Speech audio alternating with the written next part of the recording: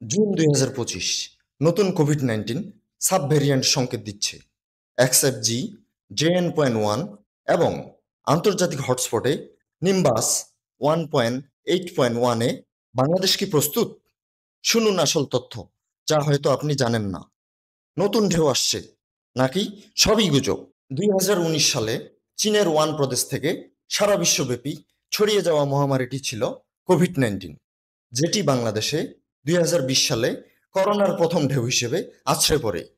পরবর্তীতে 2025 সালে এসে বাংলাদেশে করোনার দ্বিতীয় ঢেউ আবারও আঘাত হানে। আপনি যদি পরিবারের সুরক্ষা নিয়ে চিন্তিত থাকেন, তাহলে এই ভিডিও আপনার জন্য। সর্বশেষ তথ্য অনুযায়ী প্রধান পরিসংখ্যান 20 জুন 2025 পর্যন্ত মোট টেস্টের সংখ্যা 1,57,15,929টি। মোট নিশ্চিত সংক্রমণের সংখ্যা 20,51,568 জন। মোট সুস্থ হওয়ার সংখ্যা 20,19,265 জন এবং এদের মধ্যে মৃত্যুর সংখ্যা 29,506 জন। যদিও প্রতিদিনের রিপোর্টে নতুন আক্রান্তের সংখ্যা কম, কিন্তু অনেক সময় কিছু মৃত্যু রিপোর্টেই হয় না। বিশেষজ্ঞদের মতে ঘরে বসে চিকিৎসা নেওয়া অনেকের মৃত্যুর তথা সরকারি হিসাবে আসে না, তাই বাস্তব চিত্র হতে পারে আরও ভিন্ন। অন্যদিকে হাসপাতাল ও চিকিৎসার অবস্থা: করোনার নির্দিষ্ট বেড সংগ্রাহক 18,014টি সরবরাহ, বর্তমানে 860 জন ভর্তি। হাই ফ্লো নাসাল ক্যানুলার সংখ্যা 2,159টি থেকে 694টি ব্যবহৃত। ভেন্টিলেটরের সংখ্যা 1,669টি। অক্সিজেন কনসেন্ট্রেটরের সংখ্যা 4,530টি। সেন্ট্রাল অক্সিজেন বেডের সংখ্যা 19,223টি। অক্সিজেন সিলিন্ডারের সংখ্যা 43,832টি। XFG এবং XFC এর বিস্তার: ICDDRB এর মেডিকেল কলেজ হাসপাতালে এপ্রিল থেকে XFG ও XFC সাব ভ্যারিয়েন্ট শনাক্ত হয়। মেতে এর প্রভূত বিস্তার 7% পজিটিভিটি, আগে 0 ছিল। নিম্বাস 1.8.1 এর বৈশ্বিক হালচাল: 22টি দেশে শনাক্ত, ভারত থাইল্যান্ডে হাই এন্ডেমিক হিসেবে রিপোর্ট। হু মনিটরিং ক্যাটাগরিতে রেখেছে, তারপরও বাংলাদেশে সে নিয়ে শঙ্কা রয়েছে। নিম্বাস 1.8.1 বিশ্বব্যাপী ছড়িয়েছে। হু মনিটরিং করেছে টেস্ট কিট প্রায় নেই।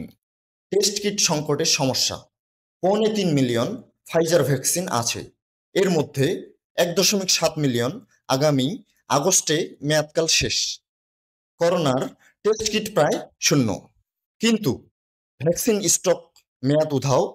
কল আউট সিটিএ টেস্ট করান এখনই, কারণ 1.7 মিলিয়ন ফাইজার ডোজ আগস্টে চলে যাবে। অন্যদিকে আমাদের বাংলাদেশে মাস্কের দাম বৃদ্ধি: বাপুর বাজারে মাস্কের পাইকারি মূল্য প্রায় দ্বিগুণ। ব্যবসায়ী হিসেবে অপরচুনিস্টিক ট্রেডার্স লাভ। এখন মাস্কের দাম কেবল ব্যক্তিগত প্রভাব নয়, এটা ইকোনমিক প্রভাবও।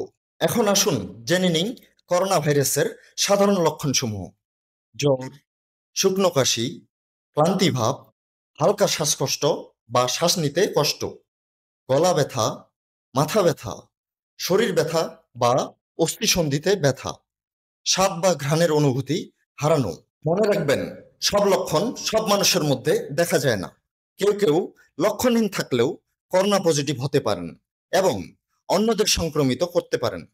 করোনার লক্ষণ মানেই শুধু জ্বর নয়, শুকনো কাশি, স্বাদ ঘ্রাণ হারানো, এমনকি ক্লান্তিভাবও হতে পারে সতর্কতার সিগন্যাল। আপনার বা পরিবারের মধ্যে এসব লক্ষণ থাকলে দেরি না করে নিকটস্থ টেস্টিং সেন্টারে যোগাযোগ করুন।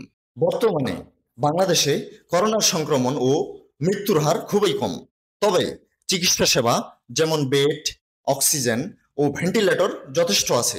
সরকারি তত্ত্বাবধান রয়েছে এবং নতুন নির্দেশনা বাস্তবায়ন চলছে।